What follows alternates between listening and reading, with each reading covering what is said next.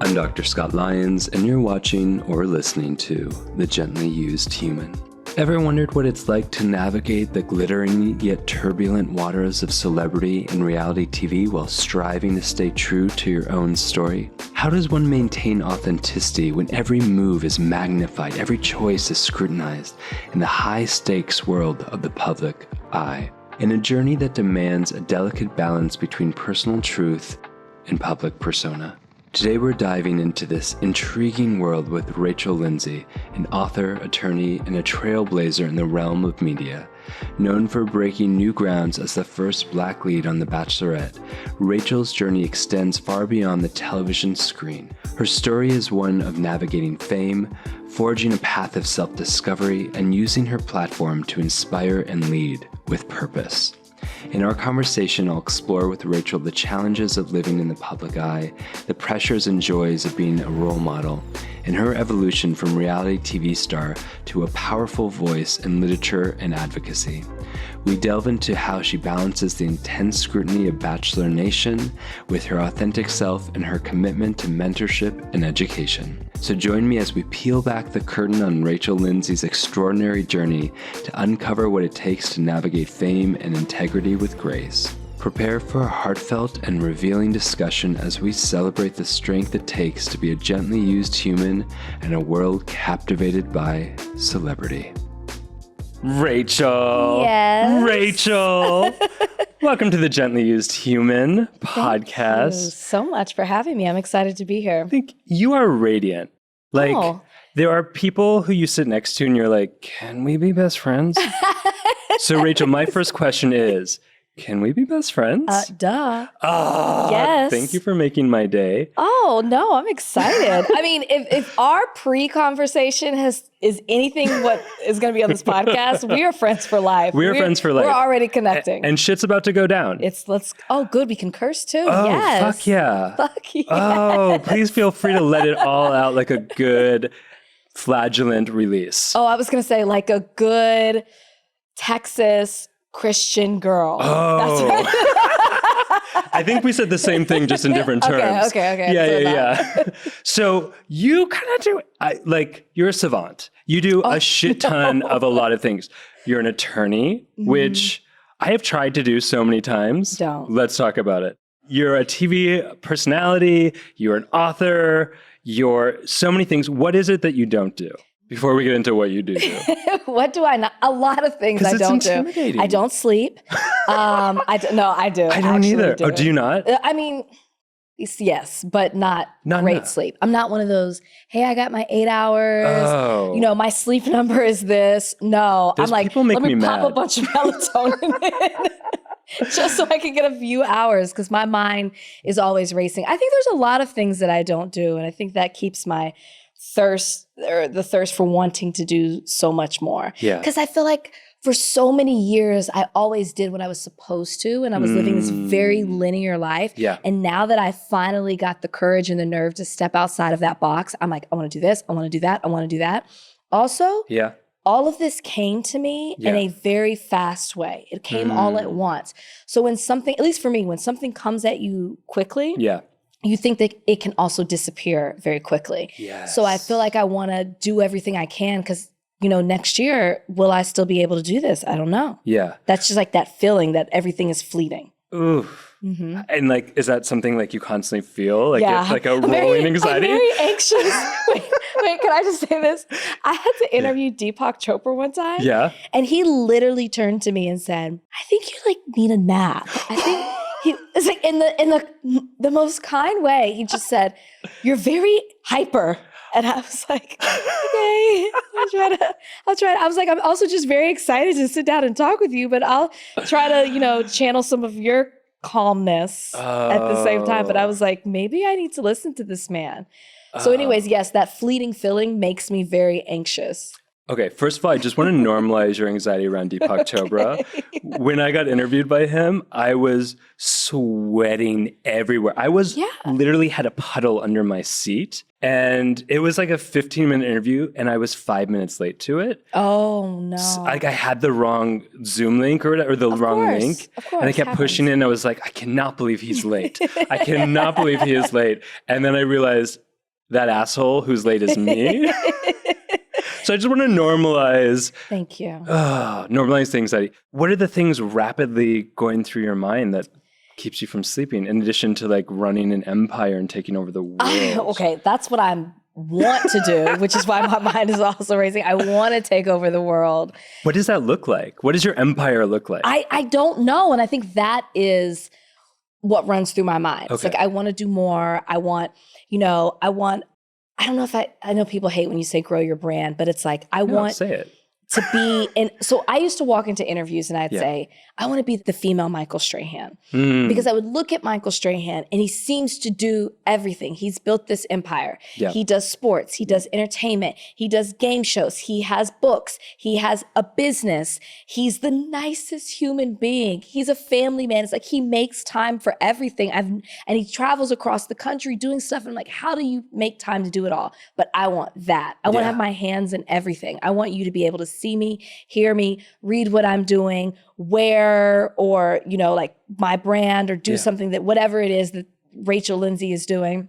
I want to do it all. Yeah. And I'm constantly thinking, how can I do it? Can I do it? Is this an oversaturated market? Will people really buy into it? Will they believe in it? Will they, like, all those things where I also just think naturally for type A people, built into being type A is worrying. Yes. Fear of failure, fear of what other people think. I'm a middle child, so I'm a people pleaser. There's just so much to it that I'm constantly thinking all these things, and it's what keeps me up at night. It's also what makes me a difficult partner in a relationship. Oh, spill My that. husband is so chill. That's partly one of the things that I was attracted to him about. He's got that Florida chillness. He can calm me down. But what you don't think is, are you driving him crazy at the same time? I don't know. Where was he when you interviewed Deepak? At work. I know, but physically at work. But yes, I needed him to be there with me. I really appreciate that. First of all, I think we can maybe go, oh, someone's just trying to create and expand this brand and it's just capitalism. But there's a lot you can do with a platform. Yeah. And I know you're actually doing a lot with your platform, which I'm excited to talk to you about as well. And so when you talk about expanding your brand, I see it, and I don't even know you that well yet, best friend. Yet. Yeah. Love that. But I see it as this expansion of the good that I feel resonates out of you. Oh, thank you for saying that. Yeah. That's so nice. I mean, one of the things, as I calm down and settle into this interview. Settle it. One of the things I think about a lot is why me, right? I always said I was going to be an attorney. Yeah. I did that. I always admired my dad and saw what he did, and both my parents, just that they were first generation college students. My dad broke barriers and was a first in a lot of ways, and they seemed to be this couple that could do it all. As you get older, you learn other things, but you humanize them as you get older. You humanize them. It's a nice way to say it. But I just looked up to them and I was like, gosh, they're these superheroes. Wow. But one of the things that I admired so much about my parents was their heart of service. And I would constantly watch them do good things in their community, do things through, my dad, he was in a position where he could reach back and help other people. Yeah. I watched the way that they, were with the sick and shut in at church, the way that they would volunteer. They would take us when they would go voting, they would, hold these leadership positions in organizations that they were in. And I just always admired that as a kid. Yeah. So when it came my opportunity that I had this platform that I never expected to have in the craziest of ways, I'm going to go on reality TV and find love. What is she doing? I thought, and then when I got the opportunity to be the first as a Bachelorette, I said, why me? Why was I the one chosen to be the first?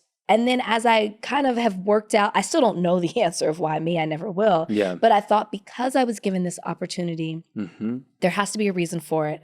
And now that I have this platform, I want to be purposeful in what I do. Yeah. I think that when you talk about the good, I think that goes back to the way I was raised, the foundation that I was given, and that, yes, I want to take over the world, but I also want to give back and do good. One of my big passions in my platform are helping out, mentoring young women, but also education. Yeah, that's amazing. And I really hear how the values were pillars that came with you. It wasn't like, oh, I got famous and fucked my value system that I grew up with, which is easy to do. So easy. I mean, when I got really famous, no, I'm just kidding. Yes, tell friend. No. But I mean, I've worked with a lot of celebrities and I'm like, and it's easy to get pulled out of your own self and the values that were there in the beginning. Yeah. You know what it is? What? It's because in this, and I don't want to shit on Hollywood because I kind of hate when people do that. Like even if something happens, my dad's like, that's that Hollywood. Oh, Rachel, she's so Hollywood. I'm like, no, she's so Hollywood. look at me. Look at how I came in today. There's nothing Hollywood about me. But I think it's so easy, especially I come from Bachelor Nation for your audience who may not know that, or Bachelor World. And we'll break our fans that down. are called Bachelor Nation. Wait, Bachelor Nation is the fan base, because it is a whole nation. And when you come from such a loyal, involved fan base, it's easy to believe everything that they're telling you. And I think that, people who have, levels of fame or celebrity, they have their fan base, and it's easy to feed into that, to believe every single thing that they tell you, rather than, because that's, even though the negative is louder, more people are singing your praises than not. Really? For the most part. That's great. And so I think that it's easy to feed into that and start believing that. And that's why you forget those values that you grew up with when you didn't have that, or maybe that you learned along the way, because you get caught up in the pedestal. Oh yeah. Did you get caught up in the pedestal? Not to that extreme, but like when I got one of my first no's along the way, I kind of was like, well, I walked in thinking, well, I'm the Bachelorette, first Black Bachelorette. It was ESPN that called me, and I'm like, oh, I come from the sports background. Yeah. I'm a success couple. I have a successful relationship from the show. Obviously, they want me to be a part of it. I was feeling myself, and they were like, no, we're just fans of the show. And it humbled me. It was the best no that I could get. Wow. That was a moment that I can point to where I was feeling myself. I was believing the hype. Yeah. And what you come to realize is that hype most of the time only exists in that fan base, not in the world outside of it. I didn't know Bachelor people before I got on The Bachelor. I didn't watch the show. My friend group didn't, like my whole circle. Yeah. So I had to check myself and say, you wouldn't have known who you were before this. Most people don't know. So you need to bring it down a notch. But that fan base will boost, like give you that big head. It'll give you that big head, and then you eat some humble pie. You lose yourself. Yeah. How did you get on you did Bachelor then Bachelorette, right? And were you dating? Were you like actively looking for someone, or how did you go from being a successful attorney to deciding you're going to go on a dating show? Because that's very, how do you say, public. Yeah. Oh, no, for sure. And I come from a family that's very private, and I'm pretty private about my personal life. Like I didn't have a Twitter at the time. I barely was on Instagram. I was bullied to get on Facebook when that first started. Like I'm just not into sharing my life in that way. But I was a hot mess going into the show, which is probably why I was open to, you know what? Let me just go ahead and do this too. I had come out of this 5-year relationship. And it was that relationship where I thought, this is it. I've met my person. We're getting married. Our families are intertwined. We just had been through a lot, where it was also like, even though I knew it wasn't, by year 5 and before, I knew this wasn't the person for me, but you put your all into it. You're like, I don't want to start over. I'm going to make this work. I'm not a quitter. I don't want to be looked at as a failure. He's taken the latter part of my 20s. I have to commit myself to this. It ended. And so I was a little lost. I was out there. I was wild. I was in these streets. What were you up to? Tell me. Tell me, a hot mess. I was just having a good time. Trying to forget what I had lost. Not dealing with my emotions. And I was in therapy at this point in my life. But I wasn't dealing with my true emotions. I was trying to forget it. You know how they say the best way to get over is to get under? I was under. Under who or what? Them. I was trying to distract myself, and I wasn't happy. And just out of curiosity, were you using therapy to like vent about them as opposed to process your feelings? Is that what you mean? Well, I actually started therapy a year before this relationship ended. Okay. And I went to impress him because we had like a rift in our relationship. And I was trying to understand why I made the decision that I did. Not cheating, but just like around somebody that he didn't care for. Yeah. And anyways, we ended up like calling it off, but not. And I thought, he's done therapy before. And I think he was back in it. And I thought, I could impress him by telling him I'm working on myself and I'm going to therapy. Therapy helped me realize that relationship wasn't for me. Yeah. I went in to save a relationship. I ended up saving myself. So I didn't vent. I would vent about the relationship and issues, but I wasn't using therapy. After it was over, I wasn't using therapy to vent about him. Yeah. I kind of was like, this is what I'm doing. This is this. I'm kind of out here. And I did in therapy, I remember telling her one time, I miss him and I miss that relationship. And I just feel like, I just want to reach out to him. And she was like, just do it. Just reach out. She didn't tell me to get back, but she's like, if you're feeling like you want to just check on him, do it.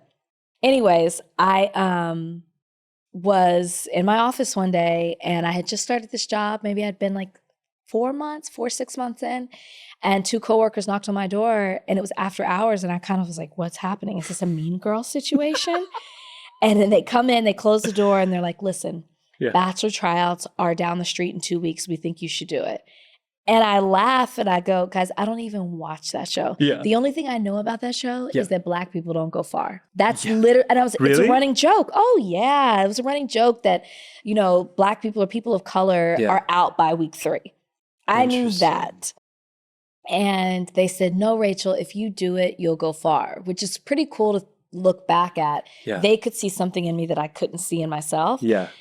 And I was like, I don't know, guys. But there was this feeling I had deep down in me that was like, just do it. Why not? This could be the escape that you've been looking for. I was at that point where the relationship, as I already described, it wasn't. I had felt like I was plateauing in my career. I was doing exactly what I said I always wanted to do, but I didn't feel fulfilled. Just didn't feel fulfilled in life. And I was 31 and I just like, what? I'm kind of lost. Like, what's next? So I was like, well, maybe I should just lose myself in something else. But I also didn't think that I would make it past the auditions. So 2 weeks later, I go in, I audition. I actually tried to leave the audition because I had to get back to work. Yeah. And I had filled out all the paperwork. I had taken my picture and I was in a line that wasn't moving while I was watching these other lines that everybody was moving through. And the girl next to me was like, no, you don't. And there were only like 5 of us in this line. She's like, you don't want to get out of this line. This is the line for the casting director. So it was interesting that there were people who were doing their interviews on camera, but those people were most likely never going to make it. The line that we were in, whatever they saw in you, they were already picking people to advance. So I was like, an hour had passed. I was like, I got to go. So I take my paperwork and I turn it in. I was like, hey, I got to go, but I've already filled out this paperwork. And she said, I can't tell you no. You need to go to this producer who was actually a producer for the production company of The Bachelor. And I said, I got to go back to work. And she just kind of looked at me like, well, I don't think I've ever heard anybody just say that before. That was like the look on her face. And she said, can I skip you to the front of the line if you wait 5 minutes? And I thought, oh my gosh, this is happening. They like me. I could already tell. Yeah. She skipped me to the front of the line. The lady said, tell me about yourself. And I started talking for 5 minutes, just rambling. Like, the anxiety was coming. I was just talking and talking. And then after maybe 10 minutes, I go, what was the question? And she goes, all right, you're going to LA. Like, you're going to the next round. And that was that. And then I did What do you think she saw in you? I don't know. I mean, the gift of gab. The gift of gab, that's an important one. I think when I remember that audition, there weren't many people of color. Okay. Here's this lawyer coming in who's Black, who I guess, has a personality. She seems kind of like she's a hot mess all over the place. Yeah. She seems interesting enough to go on to the next round. It had to have been that. And I remember her saying, I cast the last Bachelorette before you, who also came from Dallas. And at the time I was like, who's that? Because I didn't know anybody from the show. Now, shout out to JoJo. She's great. Now I know. I'm in this world. So yeah, I went to LA, did the audition there. They pretty much told me in that audition, you need to tell your job at this point because you've made the show. Oh shit. And then from there I went top 3. Didn't think I'd make it past the first night. Got the first rose, impression rose, made it to the top 3. 24 hours after I was kicked off the show, they're like, do you want to do the Bachelorette? And I was Did you say 24 hours? Yeah, I was still in Finland.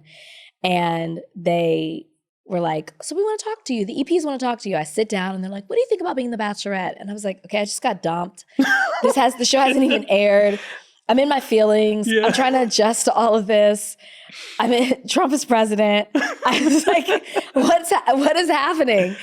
And they're like, just think about it. And it took me a month to come back and say, you know what? I'm going to do this. Yeah. To be a first is an honor. I had talked to someone who knew I had gone far on the show. Yeah. And she was just like, I'm so excited for my daughter to watch you. And I thought, this is bigger than me. Yeah. I didn't watch the show, but they're young girls who are watching the show who don't see someone who looks like them to get their fairy tale told. Yeah. And what kind of message is that sending out? You have to look this way. You have to come from this sort of background to be adored and to be the most eligible bachelorette to fall in love. And I thought, that's not right. I can do this. I can do this well. I won't fall in love, but I'm going to say yes. And then, fast forward, I was beautifully surprised, fall in love. And yeah, that's how it all went down. Shit. First of all, just hearing you talk about someone, that mother saying, my daughter wants to see you or feels, that's so moving. It moved me to say yes. Because I really was like, I'm never going to be taken seriously as an attorney after this. That was my thought. And I thought, I did it. Yeah. I had fun. But that really put things into perspective for me. Yeah. I thought, it's bigger than you. You, after 15 years, they are finally going to have a lead of color. And they chose you. Yeah. Thousands of people auditioned for this show. Yeah. And you're the one. Yeah. That has to mean something. And if I hadn't had that encounter, I don't know if I would have said yes. Wow. And that changed my life. Wow. Are you still in relation to that I don't even know who that was. Really? It was somebody. Some angel. It was probably. It was somebody. It was a church. It was actually a church where someone said that to me. Well, maybe it was.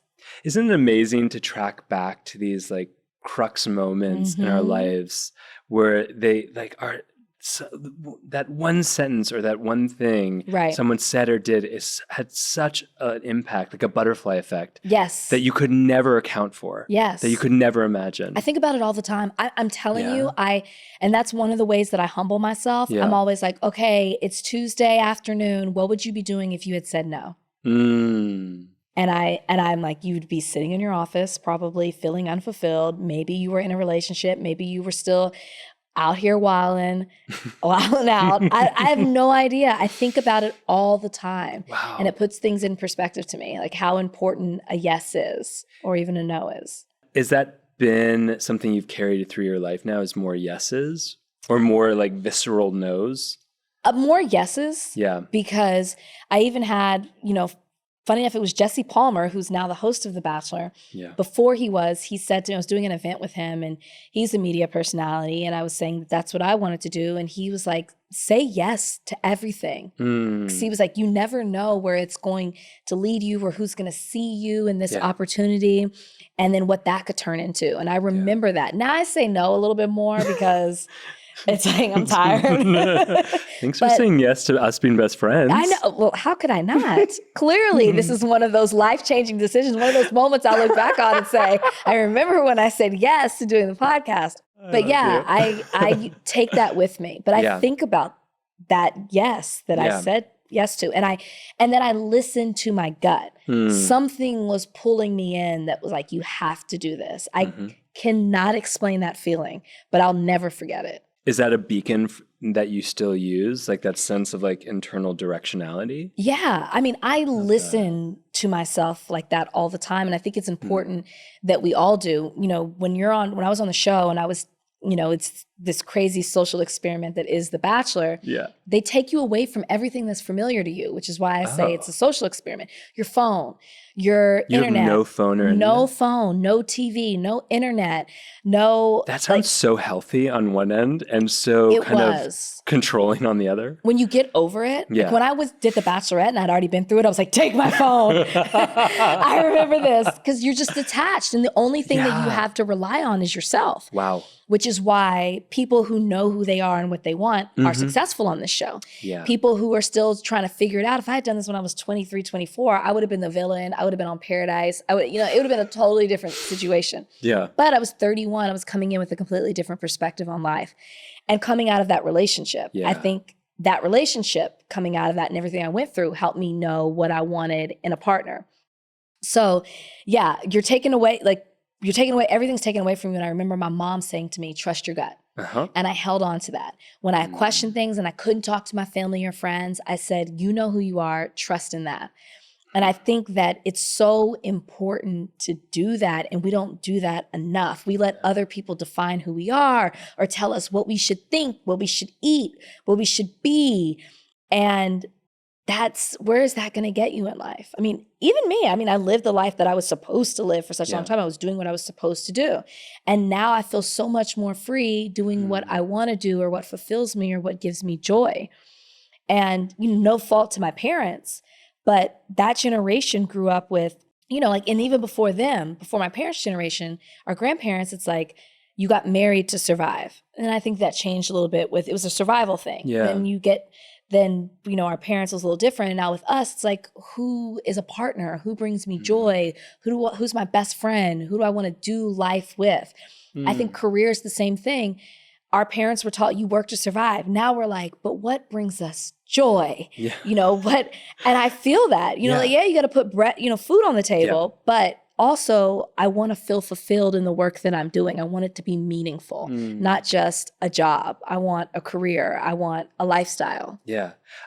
When you talked about being in the office as a lawyer, your voice was so different than when you talk about. Was it really? Yes, I'm going to reflect that shit back to you. And when you talk about being in the flow of life and doing these things that you love, it's radiant. I can feel it in the room with you. I'm sucking up some of that joy. Okay, you know what it also is? Thank you for that joy bomb. Oh, you're welcome. Boom. Boom. You know what it also is? What? I just came back from a 2-week vacation from Europe. Nice. I haven't taken a vacation that long since my honeymoon. Yeah. And it was, I don't want to be too dramatic and say life-changing, but I was in such a dark place without realizing it. Just so many changes in my career and questioning myself and self-doubt and, fear of what was next. Yeah. And I was holding on to that and I was becoming this cold, jaded person. And I didn't realize that until I left. I wasn't answering emails. I was barely on my phone. I went with one of my best girlfriends. And there was something about, we spent a day on the water. There was something about dipping into that sea. I kept saying it's the Mediterranean Sea and I'm geographically challenged. It was not. But it's some sea. It was some other sea. Some sea in the Italian waters that just was rejuvenating. It reset me. I released so much.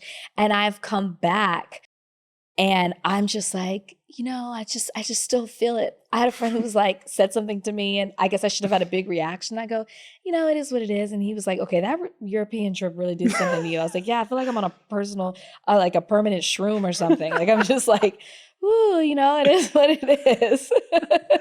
I find Europe has that effect. Man. I did the same thing this summer where I took a sabbatical. Yeah. I had a crazy year. I came out with the book. I did this whole press tour and then I just vanished. Yeah. My dream was to go into a cave and talk to no one. Where'd you go? I went to, where didn't I go? I kept extending it to, I was like, I'm not ready to come back. Nobody talk to me. I went to France and I turned 40. Oh, okay. 30. Okay. Beautiful.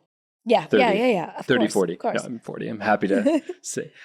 So I went to France, but I went to Croatia and Spain and the islands, and it's magical. It's magical, and I kept finding the water. Yes, that was the magic. Yes, I got into some fights with some jellyfish. What? Oh my God. I'd never seen jellyfish in the Mediterranean Did you before. get stung? Oh yeah. Yeah. Yeah. No. When I say I got into a fight with a jellyfish, I mean we got into a slapping fight. Did you have to pee on yourself? No. You know what's really funny about that? My friend got stung really bad. Yeah. And I was talking to her, and I was like, I think I should pee on you. And she was like, are you sure? And I was like, yeah. I'm pretty sure I remember in school that you pee on someone. It's a Friends episode. And then I paused and I was like, wait, I'm getting grad school confused with Friends. And we should Google this. And it says when you Google it, do not pee on someone. No. The acid's really bad. That actually makes a lot of sense. It's really I've been stung too. I did not pee have? on myself. I was a kid. I got stung in the vagina. Oh, shit. Can we say that on the show? I'm just kidding. As a kid. I didn't know what was happening. It was like, oh, you got stung. It wasn't like a burn, but I definitely was stung. Because then you could have peed on yourself. I could have, but I didn't know that rule then. So, you know, I'm glad you didn't. Wow. Yeah. What did you end up doing? I remember it happening. I remember not knowing. I was just like, I'm burning. What's happening? I was like 10. You're supposed to put like vinegar on or something. Well, that didn't happen. I think I just waited it out. Yeah. I have a high pain tolerance. Maybe it started there. Thinking about moments you go back to. Maybe it was that vagina sting. That vagina sting let you know that you had high enough pain tolerance to navigate reality television later on. Is that what I hear? You're saying the correlation there? That's it. And it was at that moment. It was at that moment where you knew I could be a reality TV star.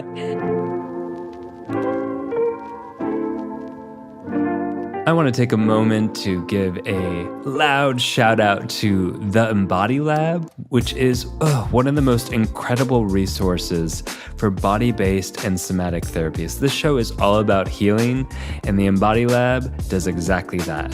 Whether you're on your own journey of transformation and discovery, or enhancing your skill sets in your career as like a coach or a therapist, a body worker, or really any career where you are supporting other gently used humans, the Embody Lab is your place for deep, inspiring, and impactful workshops, certificates, masterclasses, and an incredible community of like-minded folks.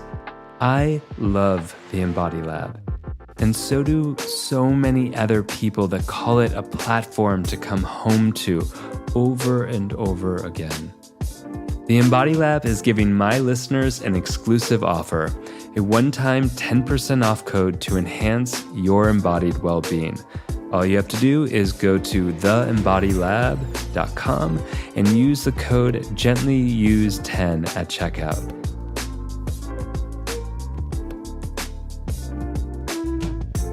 I have a question. Yes. Is reality TV real? Yeah.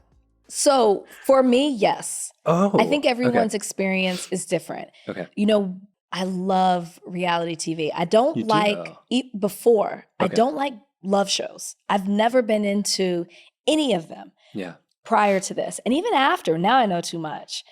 I What do you love know? the lifestyle. You asked me specific questions. We can go there. I will come back to that one then. I love lifestyle reality. I love the drama. I'm a big Bravo fan. I watch every show that's on Bravo except for Below Deck. Okay. I always say people who watch Below Deck don't know Bravo. Like, you're not a real Bravo fan. I hear the show's great, actually. I'm just fucking with y'all. I hear it's great. But I loved watching it. I never thought I would be a part of it. Mm-hmm. I loved to watch. I used to judge it. Okay. And it was just a form of escapism because I'm like, their life is so crazy and so different from mine. I just want to come home and relax into their world. And then I started realizing that, no, these people are actually very brave to put themselves out there in a way that I could never do. This is before I was on. That I would never have the guts to be this vulnerable because I was more private. Yeah. To just, not care what people think about me. I just couldn't do it. So I admired them a bit. When I went on the show, I was guarded. I thought, I don't trust any of these people. And I'm just going to be, just like, I'm here to see if there's a connection. If there's not, I'm out. I don't want to make friends, nothing. And I get on the show, and the first night, I was so afraid. I was like, everybody's going to get drunk, wasted. I had one glass of wine and I had coffee because you stay up all night. And I was like, I'm just watching everybody. I'm observing. And I found like my girl that night, who's still my girl to this day. And we were just kind of like, head on a swivel. I just want to get in, talk to him, and be out. And then you can only do that for so long. Okay. And then the second day that we were filming, I didn't get asked to be on the date. So I'm in this house. There's nothing to do. So you're like, well, I might as well just get fucked up then. And we were just playing games. And I was running around the house like I was a sorority girl. And I just like didn't care about the cameras. And I was having a blast. And I had so much fun. So my experience was very real. Yeah. I felt like, no, they didn't show everything that we did. And in some ways I was protected. They didn't show, when I got sick from drinking. They didn't show a girl and I got into it, not physically, but we had, she ended up being the girl who was chosen. And then I went on to be the Bachelorette. And that's not good for TV. You couldn't show us having a conflict. Oh. So, they didn't show that argument. So there were certain things, that weren't shown, but I felt like when you did see me, that was me. And what I always loved, or when people would say, people who knew me were like, oh, I felt like I was, it was you that I was watching. Yeah. So there's certain things at the end of the day, the show has a format. Sure. So there's certain things that are staged. Yeah. And I think that most of that staging is done in casting. I think they're like, oh, you're going to be the villain. You're going to be the crier. You're going to be the I don't take any shit person. You're going to be the confrontational. This is the archetypes of reality TV. Yeah. And I do think that they know who they're getting. They can't have all Rachels on the show or all this person. What was your archetype? Well, I think I was like the I don't take shit type person. And that's not what I would have cast you as. Who would you have said? I'm going to come back to that question. Okay. I think I need more time as best friends. Okay. You don't want to offend me. It's okay. No. I'm happy to offend you. I'm not scared of you. That no shit. I am not scared of you. What I just don't want you to be. I just don't. I'm like, I don't experience that as like you, that sort of like take no shit. I'm confrontational. You are. I love it. Can we get confrontational? Yes, I love it. I'm that friend when I go out and we're drinking, I'm that person who's always like, do we have a problem here? I'm like very a protector. protective. And I was that on the show. I was also the oldest person at 31 in the house. So I wasn't a mother, but I was like, I think that's the archetype I would give you. It's like the protector. Person. Like when everyone would team up on someone, me and my friends were just kind of like, guys, like, cut the shit. Like she's a cool person. If you're offended by her, then don't talk to her. Yeah. Or if I didn't want to be friends with someone, I would say it's not personal. I just don't fuck with you. Like that was kind of, but we don't all have to be friends. Yeah. That was kind of my thing. And that's not how you're supposed to be. It's you're like the reality checker. Yeah. Like, and the humanizer. Yeah. I just, I was older and I just was like, guys, it's not that serious. So that was more of me on the show. I was there to have a good time. Once I let go of being so, cautious of everyone, I was just like, I'm just here to have fun. Yeah. And see if there's a connection. Yeah. And, not lose myself in the process. That was a big thing for me too. So all that to say, it was very real. And I also think when I was on The Bachelor, I had a fantastic group of women. Even producers to this day will say, y'all were just a different group of women. Yeah. And we were all pretty much close for the most part. Still close with a lot of them. And I think that contributed to the realness of it. When I watch, and I don't watch the show, but when I see clips or I talk to people who have been on the show as of recent, it's a different set of producers. There seems to be a difference with the show. And I think part of that too, and I heard somebody say this once, so I don't want to take the credit. The people who are coming on reality TV now grew up with it. Yes. And so they know the tricks, they know the format, and they're trying to be somebody else. And social media is a bigger thing now. When we were on the show, social media was just being used in a way that reality TV stars could use it to their advantage. The brand deals were just starting to happen, the opportunities. So we didn't come in with these huge followings. We weren't coming in knowing how to do full glam. That wasn't us. And that's what it is now. And so it takes away from the realness. These people are performing to grow their TikTok followings and their Instagram followings or whatever it may be. Yeah. It's different. That's so true. In the late aughts, I just like saying the word aughts, in 2008, something like 80% of the television viewed of the top 10 shows was reality show. In 2008? 2008. Because it was around the strike. There was a strike. There was a strike. But it's continued in that trend where it's like the majority, like 80%, so again, around 79, 80% of American, this is American studies, are watching reality TV show Yeah. as their main like thing that they consume. It's everywhere. And it's interesting you say, because I really am curious about like, is reality TV real? Yeah. And I'm like, your experience is so interesting to me. I was expecting you to say, well, they asked me to perform in these ways, or No. that's amazing. When I was on a reality show, which we're not going to talk about. Which one? Like I said, we're not going to talk about it. No, I was on a show that never got aired. Okay. And I'm really, really grateful Okay, for lucky it. you. I'm really grateful. It was in my late 20s. Okay. And it was so performative. Like the producers would come and be like, you need to reshoot that and say it this way. Oh, no. I didn't have that. I'm so glad. And so I grew up from that experience going like, oh, reality TV is manufactured. And if that's manufactured and that's what we're consuming as reality, and even now as you're talking about like it's performative, there is an aspect of it that's performative. It's exaggerated reality. Yes. And if we're watching exaggerated reality and that's what we're growing up on as the idea of that's reality, then we start to normalize it. Oh, yeah. And we start to perform in our own lives. We create this like avatar version of ourselves That's a good point. in real life. Yeah. And we're living in dissonance to ourselves. Well, I absolutely think that's what it is. And I think that social media contributes to it as well. Yeah. There was some statistic that came out that was like 80% of the next generation, that's what their goal is to be. Yeah. Even my friends' kids hit me up and they're like, I want to be an influencer. I need to grow my following. And I'm not knocking it. I have a lot of friends that are influencers. But what I've also realized when you talk about these exaggerated realities and constantly performing, no shade to influencers, but I have been to these influencer events and a lot of them do not function well in reality. No.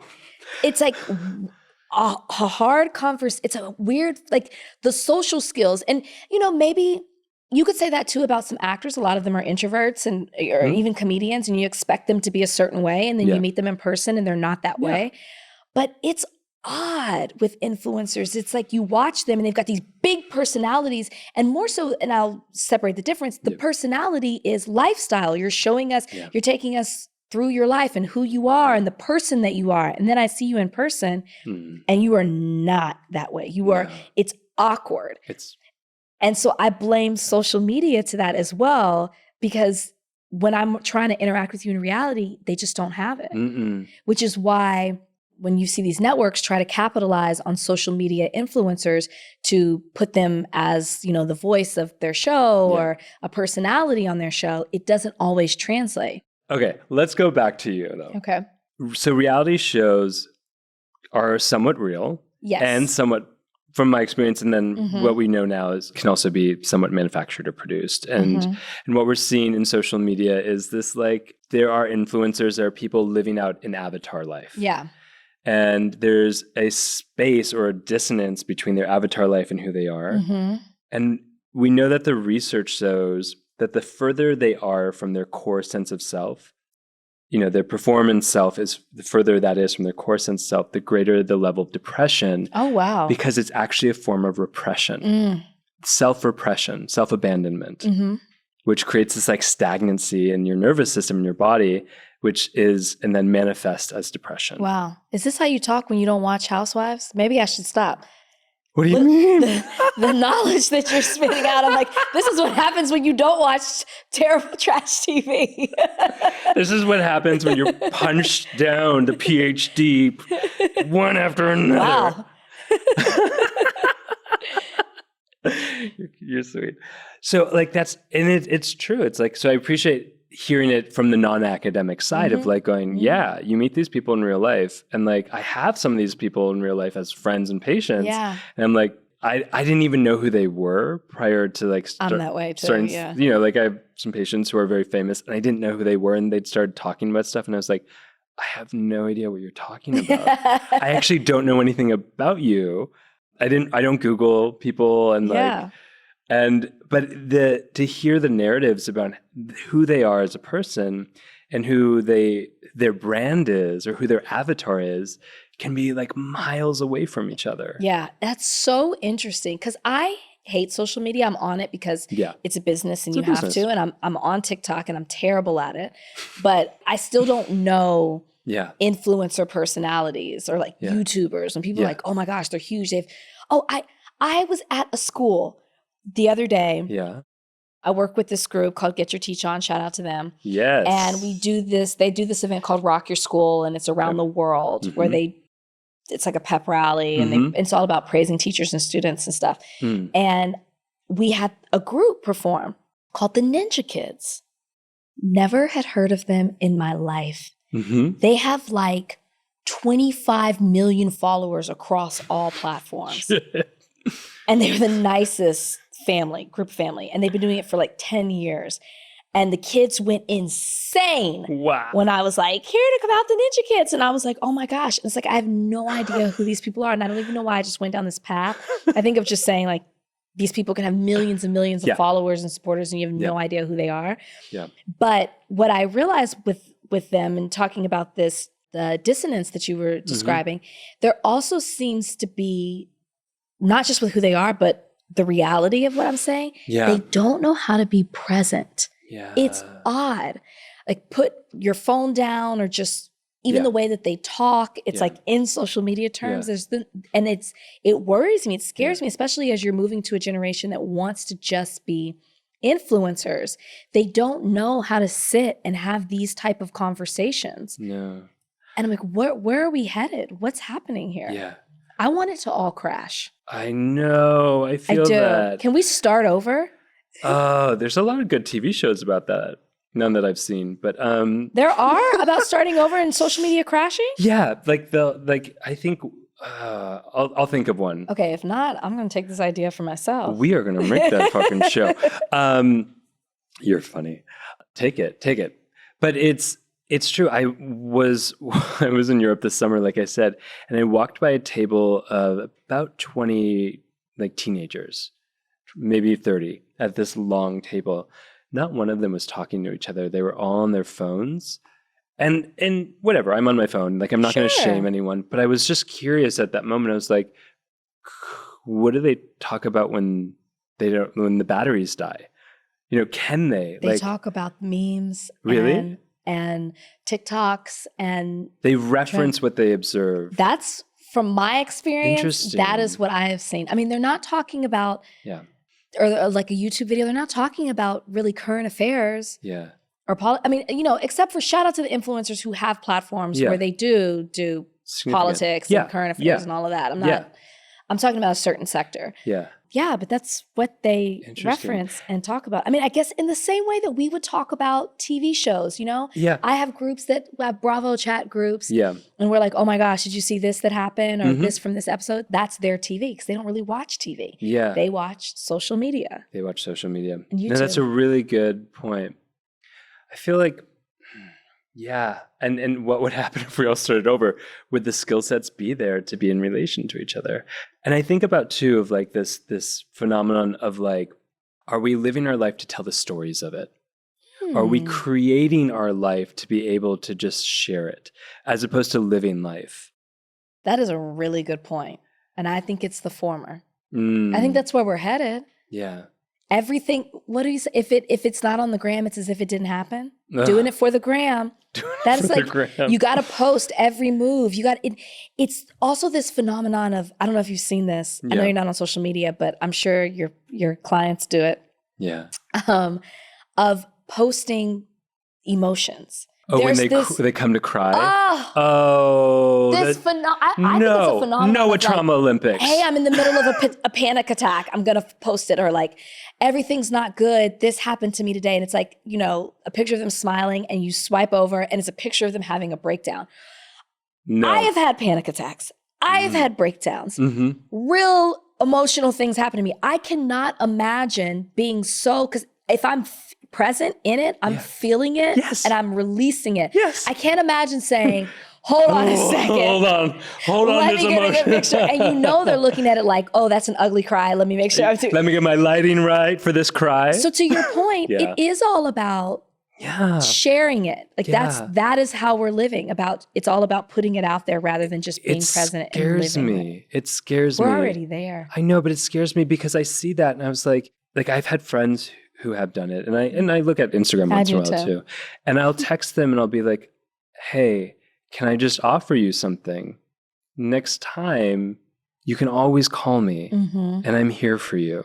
And I'm curious, did that get you what you needed? Yeah.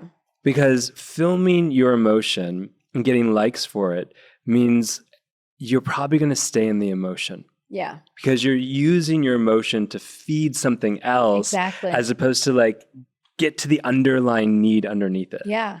The likes and comments are not going to fulfill you. Oh, I got great engagement on this post. And what does that do for you? If that if you were really feeling something and going through it, what do these strangers give you? Yeah. You know what I mean? As you're feeling whatever it is that you're feeling. Yeah. It's dangerous almost. It is. It's because then we start performing emotion. We start exaggerating, intensifying what we're actually having, addiction to drama.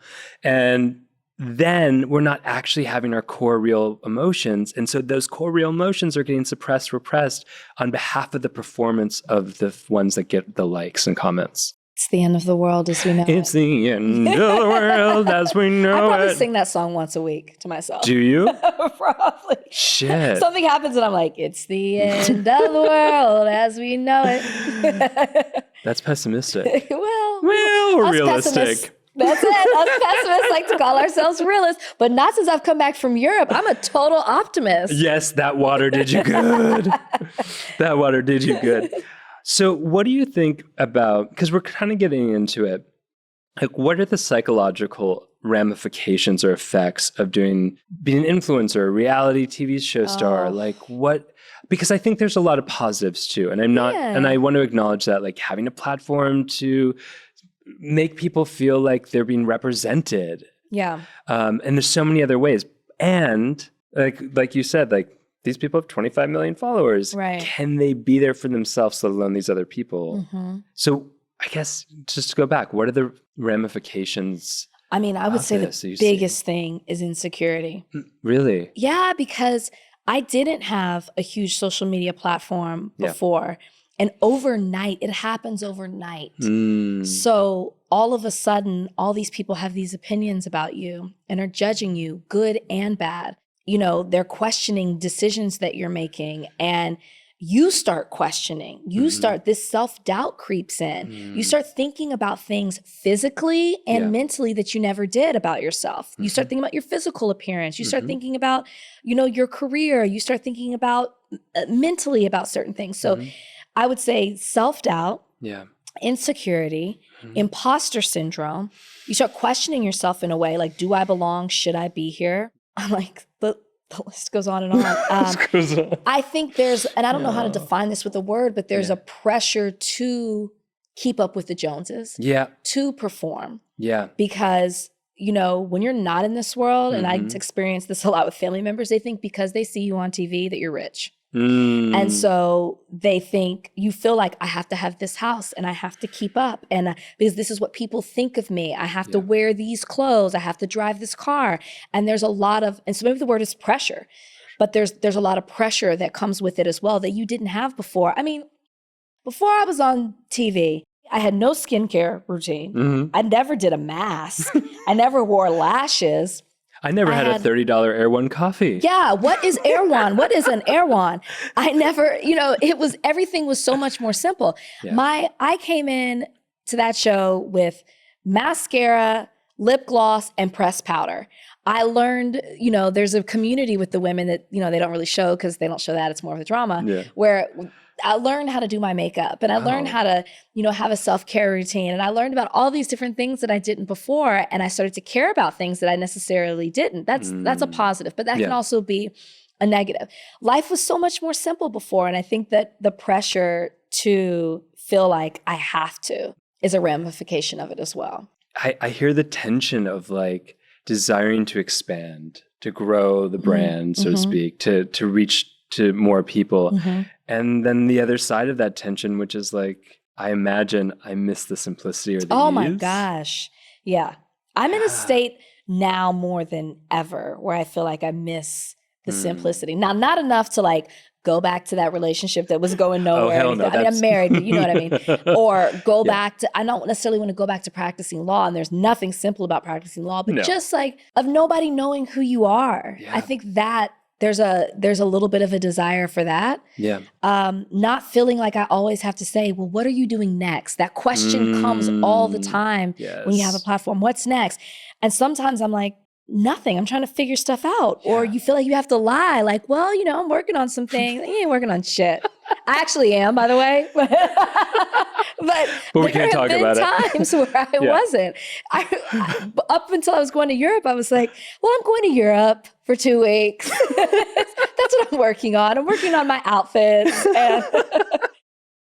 But there are beautiful things that kind of come out of this. But there's a downside to it as well. How have you supported yourself or made sure that you don't tumble down that downside? I would be lying if I didn't say there is always an inner struggle of, especially if my mind wanders and I have more time on my hands. And I don't mind. Devil's playground. Time is dangerous. That devil is two-stepping all through my mind. No, I think that's there's always that push and pull. Yeah. But I also kind of like that because I'm never comfortable. I always have this insatiable appetite to do more. I'm a big therapy person. I love therapy.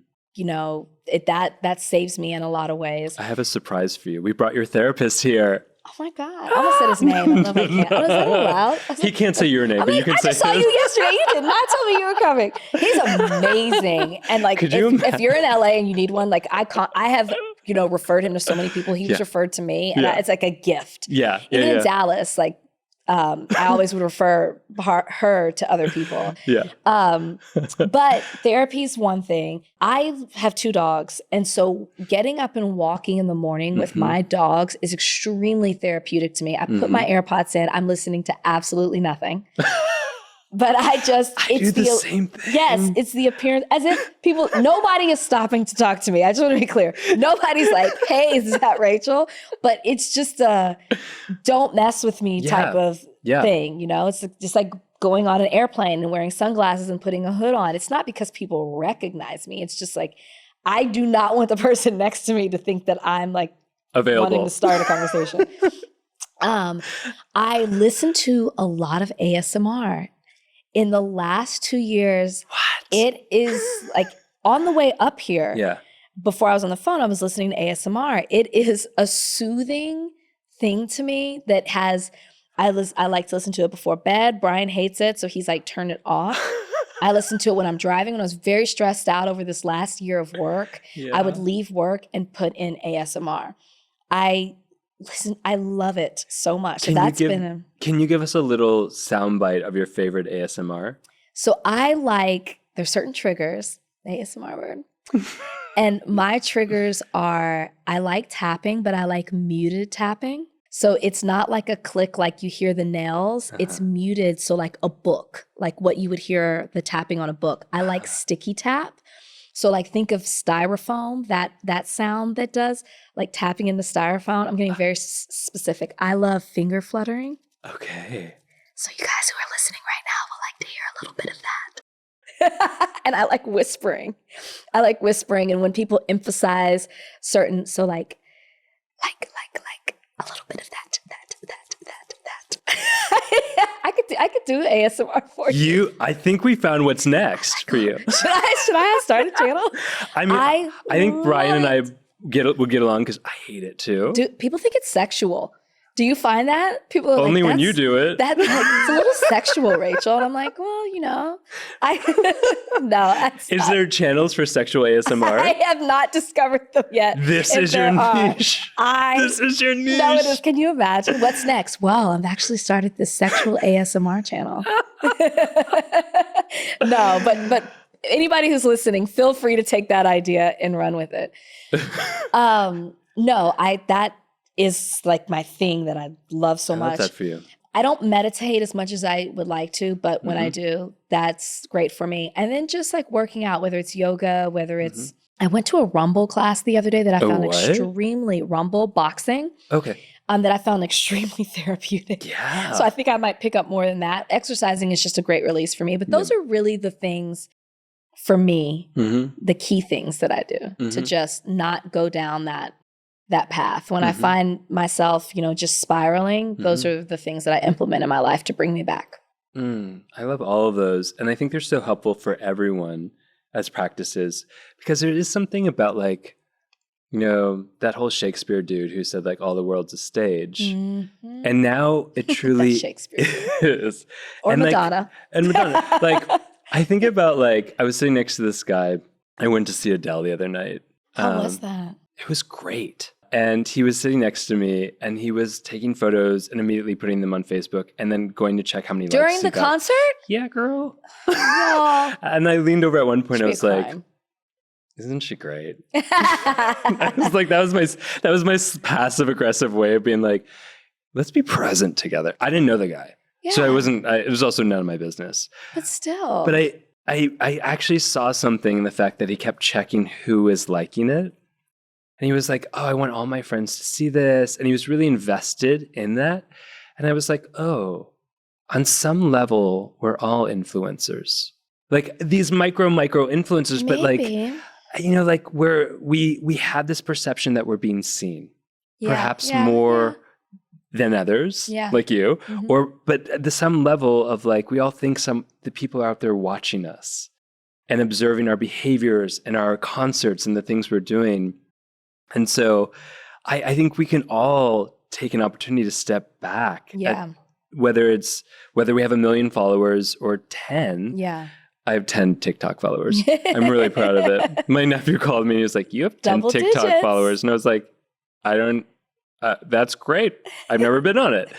But like to whatever degree of being able to step back and find yourself again, find your peace, find your joy, find the moments where you just put earplugs in and listen to nothing. And attune to yourself. I'll find myself riding in the car listening to nothing. Sometimes I'm like, oh, wait, I'm not listening to music or a podcast or anything. I'm just in my own thoughts. Yeah. And maybe that's a little bit of form of meditation for me. Just like I can just be present with myself. Yeah. Therapy helped me do that. My defense mechanism or survival tactic, or so I think it's survival, is to distract myself with different things. And, through therapy, I realized that is not doing a benefit to myself at all.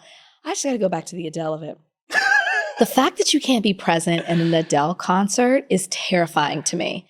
Also, that would say that's a form of, not Adele herself, even though I love her music, but music is a huge release for me as well. Like I, will play music or songs or put on a playlist depending on like what my mood is, or like if I don't want to cry, like I'll listen to something ratchet, or like if I'm feeling really, if I'm feeling myself, I'll play like, like Damn It Feels Good to Be a Gangster or something like that. Or, if I want to cry, I listen to Adele. Yeah. And then, how I know if I'm over something? If I can listen to an Adele song and not cry. Oh. That's like my personal test. Or like gospel music and not cry. I'm like, you're over it. You're good, girl. What a beautiful mirror or indicator of how your mental health is that day. When I was going through a big breakup in my 20s, I used to play Adele, and I noticed I had to stop because it was also amplifying and like turning the decibel up on how I was feeling. And I was like, wait, I was at like a 6 before of sadness, and now I'm at a motherfucking 9 because Adele is riding in the flow of my sadness. Absolutely. You know what? This new Adele album is sad. There's one song on there. I'm going to call it I Tried. I don't know if that's really the song. Okay. But the whole song is sad. Yeah. What I love about old school Adele is that the songs take you through a journey. So you start off sad. Yeah. But then at the end of the song, you're like angry. You're like, you know what? Tough for you because I'm a badass woman. And that's like kind of where she brings you in the song. And that's why I love listening to Adele, because you're sad and then you're like I'm thinking of the song Take It All, and she's like, you're sad, and then at this she's like, you know what, just go on and take it. I love her. I have not seen her in concert. I love how she just came on, she was like, I'm just so nervous. Did she? Yeah. Oh, Adele, man. Gosh, it inspired me. I was on a podcast earlier today, and I was nervous as shit. I'm not usually nervous. Was this Deepak? No, it wasn't Deepak, although that's funny. It's Deepak adjacent. Okay. And I was like sweating more than usual, and I couldn't catch my words, and my thoughts were fluttering, and I just was like, I'm really nervous. And it was just, I really like, I would have never thought it was okay, quote unquote, okay, to be so transparent in front of so many people, and it was such a relief. Love that. It's good to be nervous, and I will say that transparency is so necessary. I think we're living in a time where that's what people want, a little bit of the sloppiness. Yeah. That's a trick that I use as a media personality. Kit from Access Hollywood told me that one time. She's like, listen, if you mess up, people love that. Just fall into it. Just be a little self-deprecating. Yeah. And I found that adds a little bit of charm to things rather than trying to be so perfect. Yeah. I love that. I'm going to self-deprecate more. Yeah. Vagina sting. Vagina sting. That's our safe word for knowing to self-deprecate. This show is also brought to you by the absolutely stunning and powerful tools of transformation that are created by Omala. Oof, even the name Omala transports you to a place of flow and vitality. These are some of my favorite products ever. They have an amazing color-changing yoga mat that responds to your temperature and presence and reflects back your posture in real time.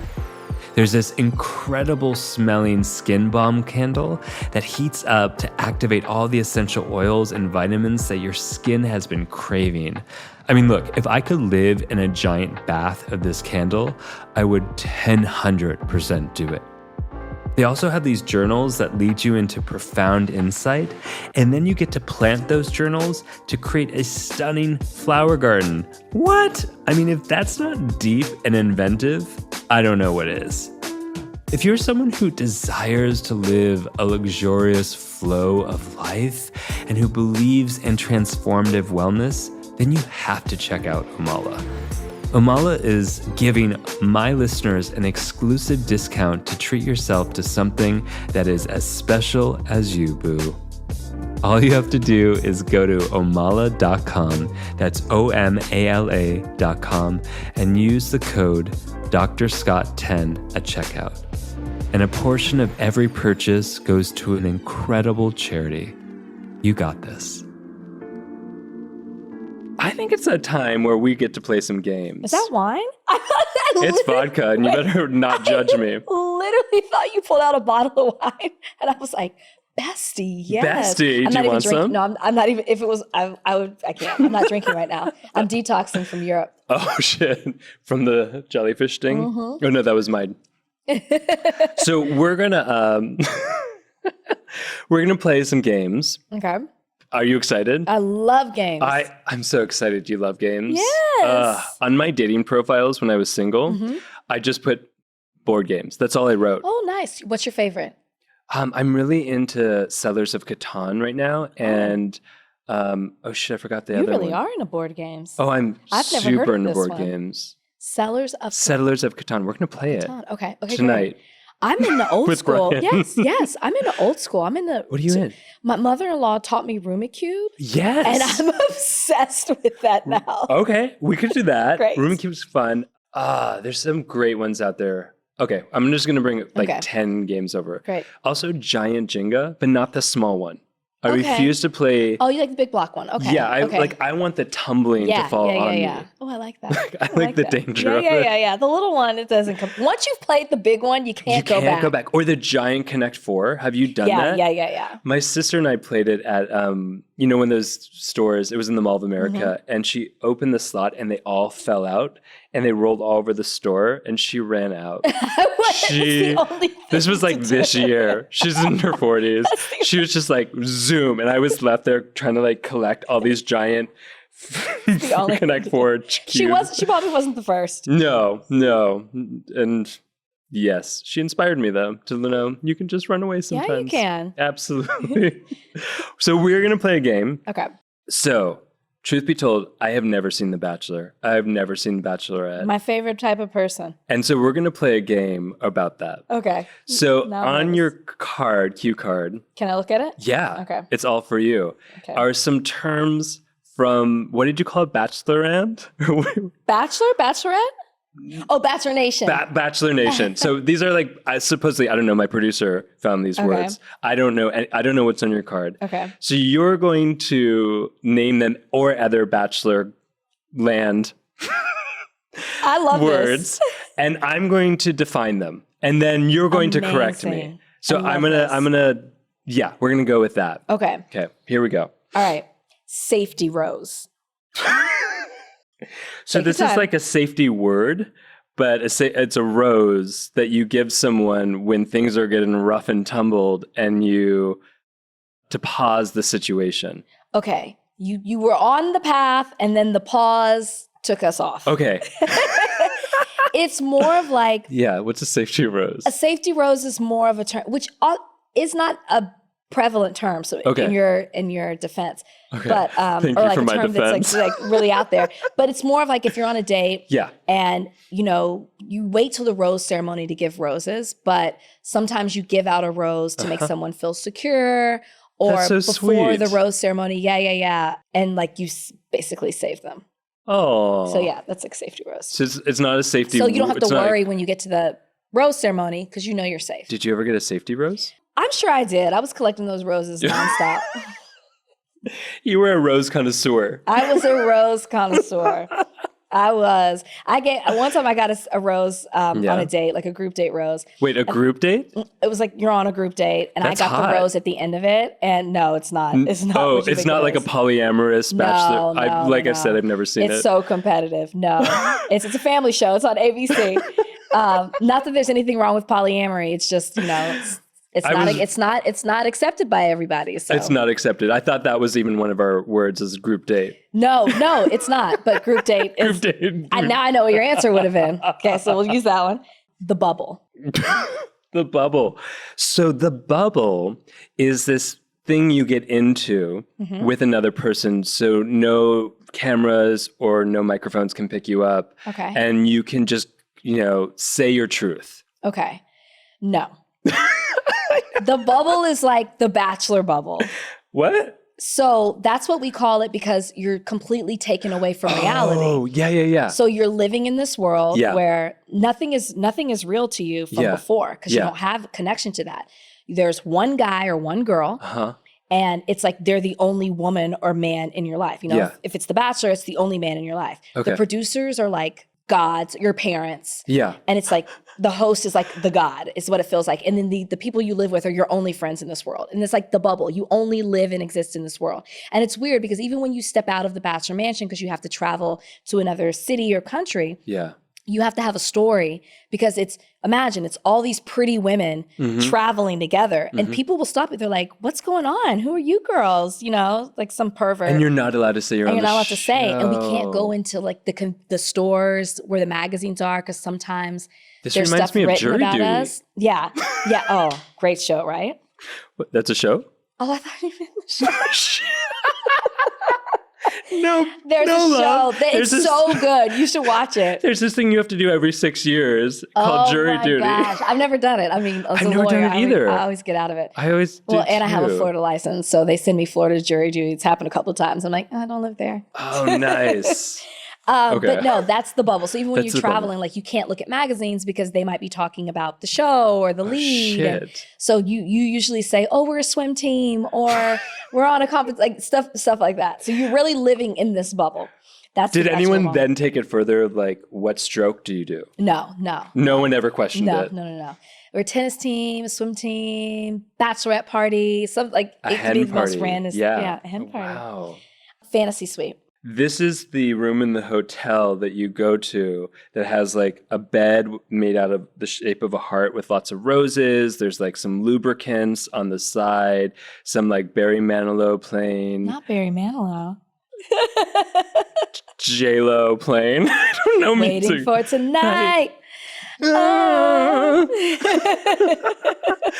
That's the fantasy suite. Okay, close. You get a point for this one. I get a point. You get a point because the fantasy suite is when you get to your final three and the lead takes the final three into the fantasy suite. They don't have to. It's like All three at the same time? A card that looks like this. It's a date card. and the person reads it. Yeah. And it's like, should you choose to forego your hotel room tonight, here's the key. It literally reads like that. Here's the key to my room. And it's always like this key that looks like it's, the passageway, that gets you into the fantasy land for the Lion, the Witch, and the Wardrobe or something I love like that. key. It's like this old school key. It unlocks nothing. But you take the key and you're like, yes, I'll go with you. And so this, to your point about the bubble, is where you go into the hotel room. The bed may or may not be shaped into a heart. There may or may not be roses, but there's definitely protection and lubricants there. There's like a basket full of them. Wow. And there are no cameras. There's no microphone. It's the first time that you get to spin with the lead without anybody there. Can you play board games? There are no board games. They should actually do that. But you can do whatever you want. So it lends itself, to that it's sexual. And for the most of the times it is. But it's also the opportunity for you to have conversations that you can't have on mic. Like, what's your favorite color? Or, what's your credit score? Who would you vote for in the next coming election? You can ask anything that you want to that's not sexy for TV. And you stay up all night and you talk, you sex, you do all the things and you bathe. I had a bath with one of my people. I love a bath. I love a good bath. I had a bath with one of my guys. Wait, how did you feel about people knowing that something was potentially sexually happening? You get over it. You do. My parents were like, are very religious and pragmatic. They were like, so when you're the lead, it's my dad's only question. Yeah. Are you going to go behind the closed door? He didn't remember it was the fantasy suite. He was like, the closed door. Because they show you like closing, like the person sitting on the bed and you closing the door. They might show you kissing and the door closes. They always do that. In reality, what happens, you close the door and they're like, okay, cut. And they start taking down all the lights and the cameras. And then they're like, the two of you can go. And it's an amazing, it's a time that's necessary. Because other than that, you don't get any alone time. I loved the fantasy suites for multiple reasons. Okay. So in addition to asking the credit score, which I love that was. I had a legal pad. I had all these things. All these things. Can you give me some of the other important questions? I definitely was like political affiliations. Yes. Okay. How do you want to raise kids? No, I didn't get into kids. Do you want kids? I think was this. At that point, they had met my family, so I wanted to address concerns that my family had about each person.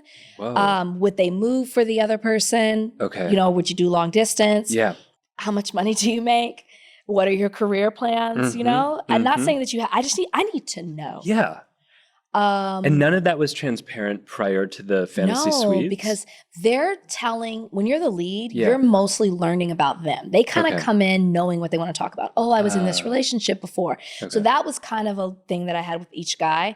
Oh, you've never said I love you before, or this was in your last relationship. Why did it end? I needed more details to understand how they function in relationships. Interesting. I can't even remember other stuff, but I was like, took it as a full opportunity. And I was like, then when it was over, I was like, no, let's go.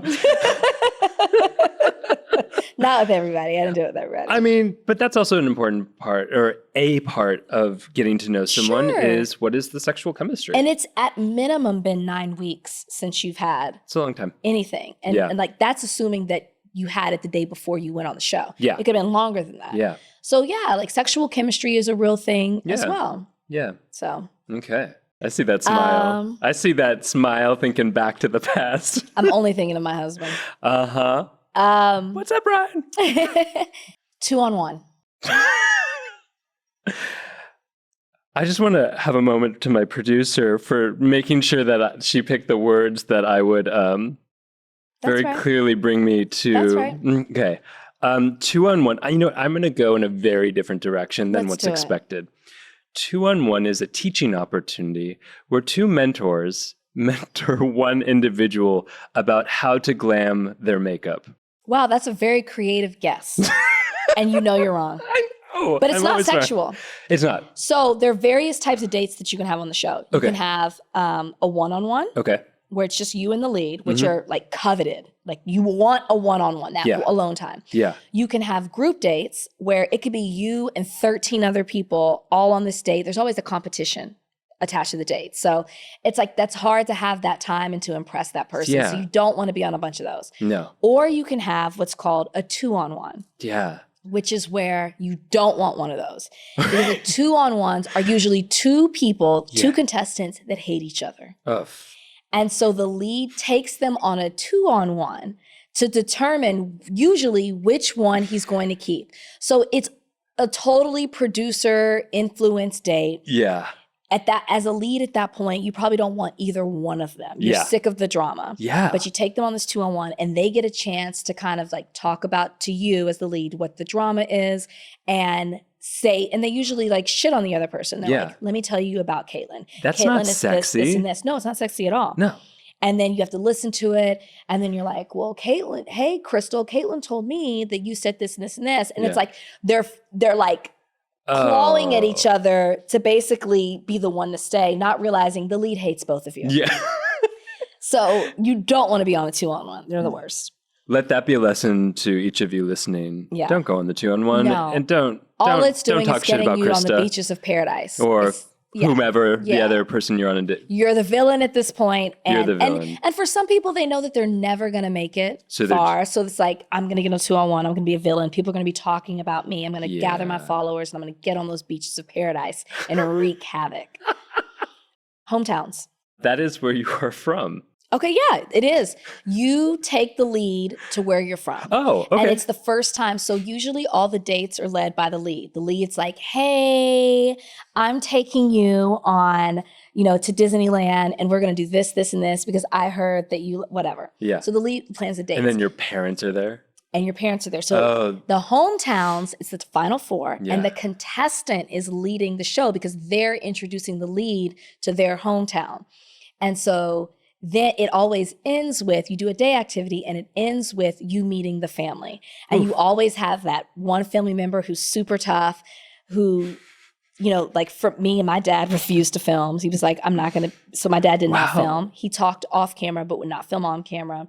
My sister was the tough person. Yeah. They're getting a little insight as to who you are. And then you have like, my mom was asking questions. She's like, have you ever been with a Black woman before? Oh. Necessary question. Oh. So that was it. Like for my hometown, I was like, it would be really fun for my hometown to be on a Sunday. Yeah. Because I can take him to church. I'm from Texas. I go to a big mega church. Yes. It's majority Black. So, it's very spirited. Uh-huh. So I think this would be a fun opportunity. And you've never done that before. And they did. So we went to church. Wow. Then we did brunch because that's what you do. Then you do football, but we couldn't watch football. And then I took him home and he had a good Southern meal. Is this your current husband? No, this was when I was the contestant. Oh, when you were the contestant. So for him, I went to Miami. And so he took me to like Calle Ocho. He's Colombian.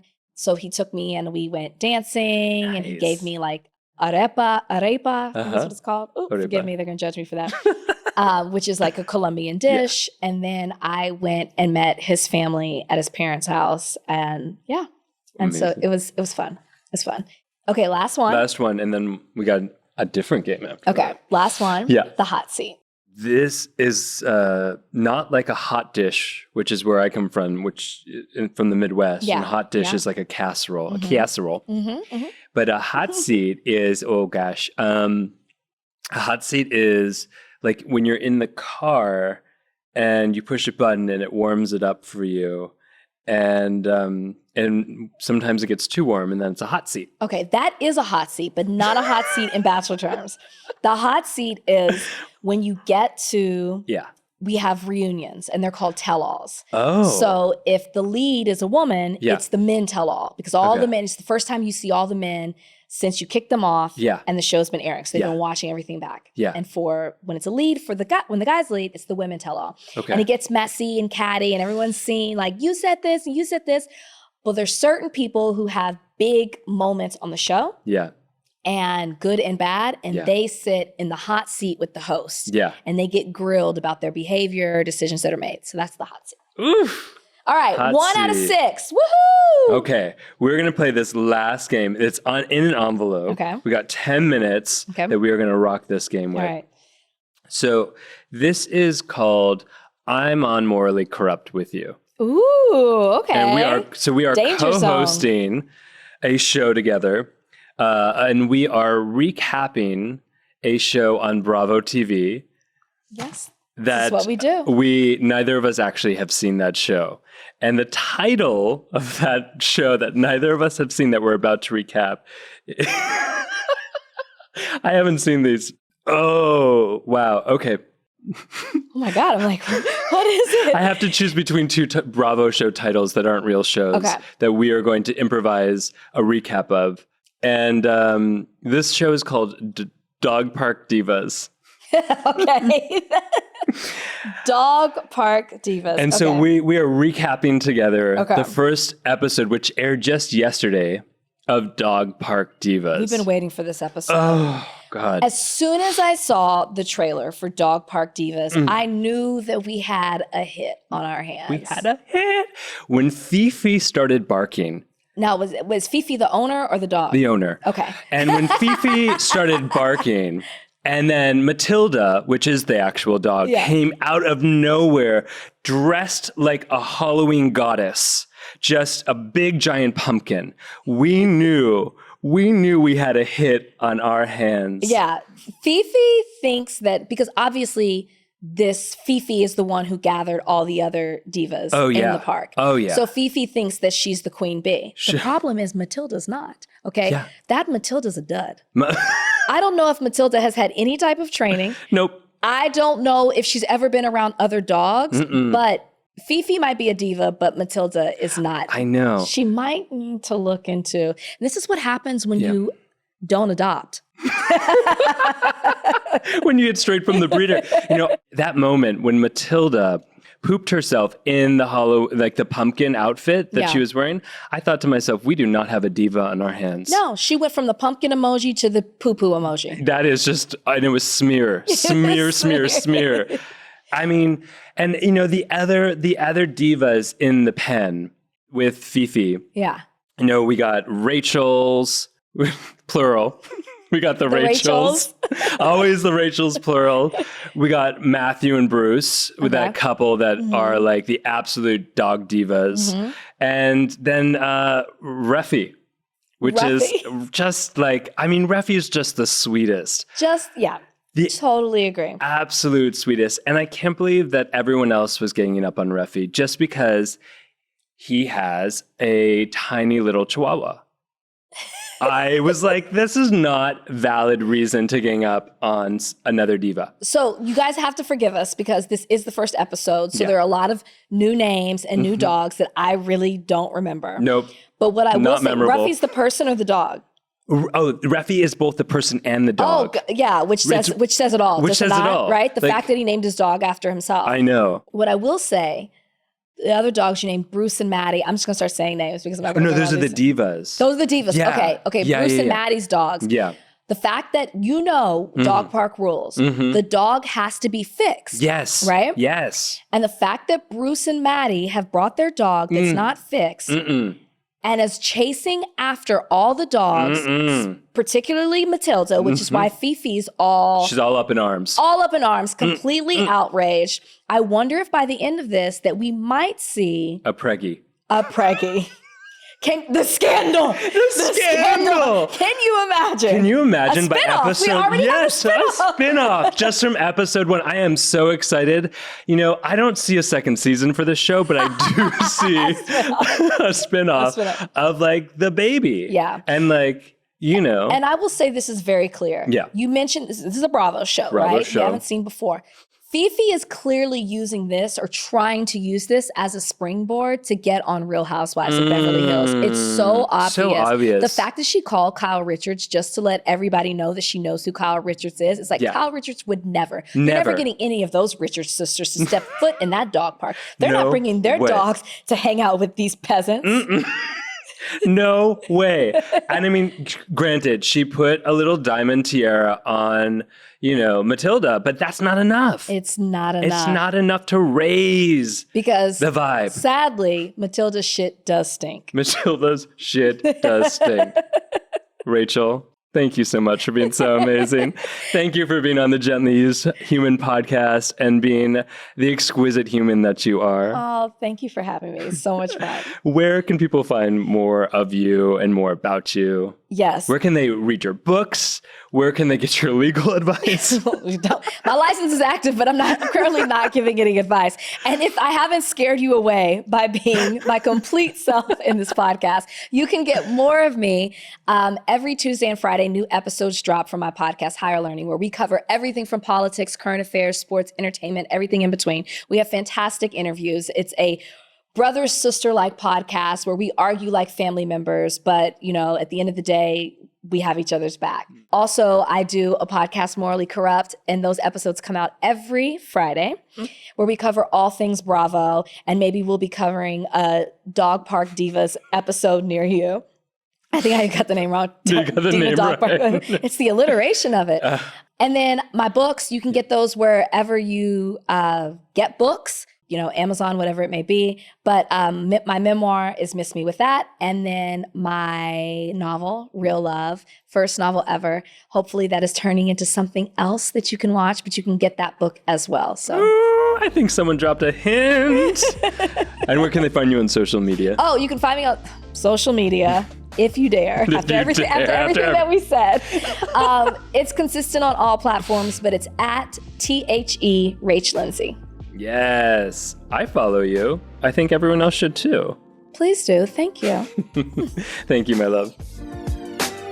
Thank you for listening to the Gently Used Human podcast with Dr. Scott Lyons and friends. Visit gentlyused.com for fun extras, including submitting your questions for advice from a Midwestern mom. And don't forget to spill the tea and gossip about the show with all your friends and frenemies. And you know what? Show us some love by giving us 5 stars and leaving a review in your favorite apps. This helps us connect with all the other gently used humans out there. Oh, and by the way, you look fierce today.